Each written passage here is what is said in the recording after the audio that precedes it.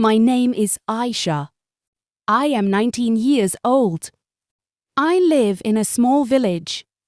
I had dreams. I wanted to become a teacher. I loved books. I loved learning English. But one day, everything changed. My father called me into the room. His face was serious. "Aisha," he said, "we have decided your marriage." My heart stopped.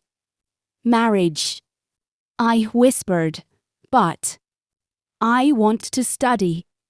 My mother looked down. She said nothing. My father says, "The boy is rich. He will take care of you." Tears filled my eyes. "But I don't love him," I said softly. "Love comes after marriage," my father replied. That night, I cried silently. "Sis stranger." A few days later, I saw him for the first time.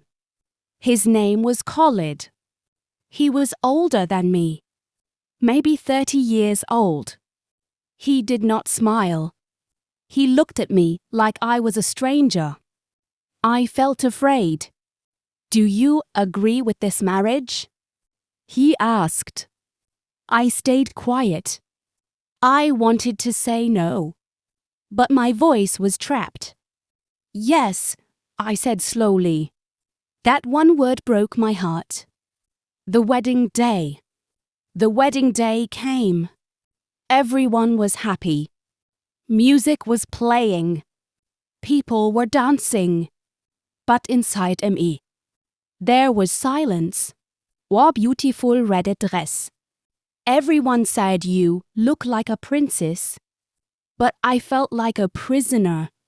When I looked in the mirror, I didn't see myself. I saw a girl who lost her dreams. After marriage, I went to Khalid's house. It was big and quiet. He was not a bad man, but he was not kind either. He never asked about my dreams.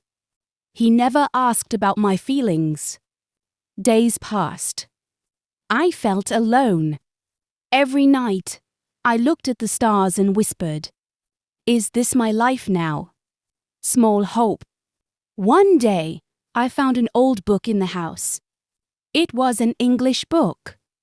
My heart smiled for the first time. I started reading again. Slowly, secretly, quietly. One day, Khalid saw me. "What are you doing?" he asked. "I am studying," I said. He looked surprised. "You still want to learn?" he asked. "Yes," I said bravely. For the first time, I spoke from my heart.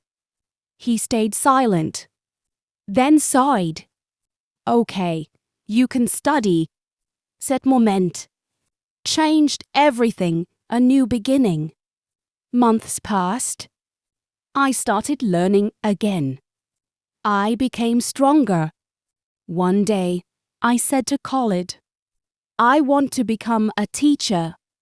He looked at me. "Insist time a little. Then study hard," he said. It was not love, but it was respect. And sometimes, respect is the beginning of everything. Every night, after finishing my housework, I sat near the window. The moon was my only friend. I opened my English book and whispered the words slowly. "I want to learn." At first, it was difficult. I forgot words. I made mistakes. But I didn't stop. Because this time, I was not studying for others. I was studying for myself. One night, Khalid came into the room quietly. He watched me. I felt nervous. "Are you still studying?" he asked. Yes, I said, holding my book tightly.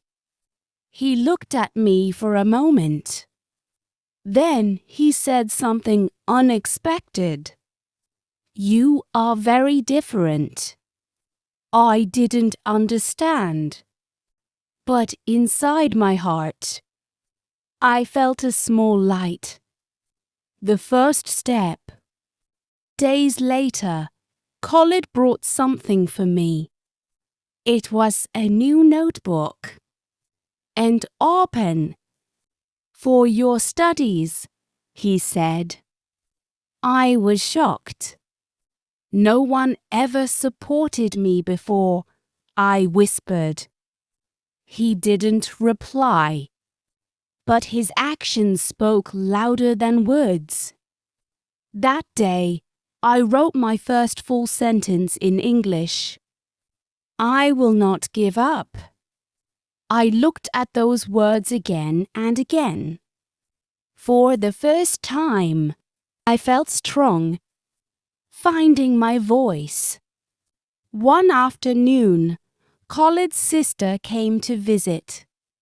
She asked me, Aisha, what do you do all day? I took a deep breath. Before, I would stay silent. But not today. I study English, I said. She laughed a little. Why? You are already married. Her words hurt me. But this time, I didn't cry. I smiled and said, because my dreams are still alive. The room became quiet. Even Khalid looked at me with surprise. That was the moment. I found my voice. The big decision. That night, I spoke to Khalid. My hands were shaking. I want to join a school, I said. He looked serious. People will talk, he replied. I know, I said. But I cannot live like this forever. There was a long silence. My heart was beating fast. Then he said slowly, if you are ready to face the world, then go. Tears filled my eyes, not of sadness, but of courage. So next week, Arjul, I was nervous. I was older than other students, but I didn't care. I sat in the classroom with a pen in my hand and hope in my heart. The teacher smiled at me. Welcome, she said. That one word meant everything. I was not just a wife anymore. I was a student again. Moral of this part: your voice is your power. When you speak for yourself, your life begins to change. Thanks for story watching, like, share, subscribe.